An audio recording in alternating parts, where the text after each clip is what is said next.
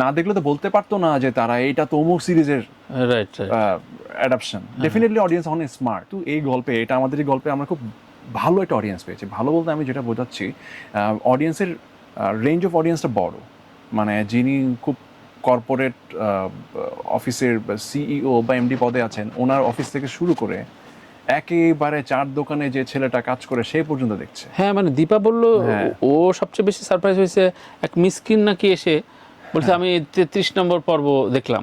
দেখলাম তো হ্যাঁ। ও এটা ইন্ডিকেট করে বললো আমাদের সাথে, তার মানে এই লেভেলে। হ্যাঁ একদম, আমরা যেটা বলি আর কি। সো তার মানে কি এই গল্পটার অডিয়েন্স রেঞ্জ অফ অডিয়েন্সটা অনেক বড়। মানে প্রফেশনাল, মানে যাদের বিভিন্ন প্রফেশনাল মানুষের অডিয়েন্সটা অনেক বড়। আমরা বিভিন্ন ক্যাটাগরির অডিয়েন্স পেয়েছি। আচ্ছা সো এটাতে এটা ট্রিগার করে আমি বিকজ এটা ট্রিগার করে যে আমরা যদি অডিয়েন্সকে কানেক্ট করি, এই টাইপের কোনো গল্প বলতে পারি এবং গুছাই বলতে পারি। আমার কাছে মনে হয় যে প্রোডাকশন ডিজাইনটাও ইম্পর্টেন্ট।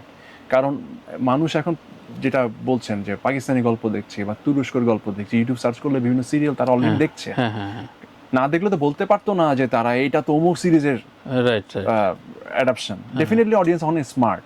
সো ওদেরকে ধোকা দেওয়ার জায়গাটা আসলে আমাদের কম।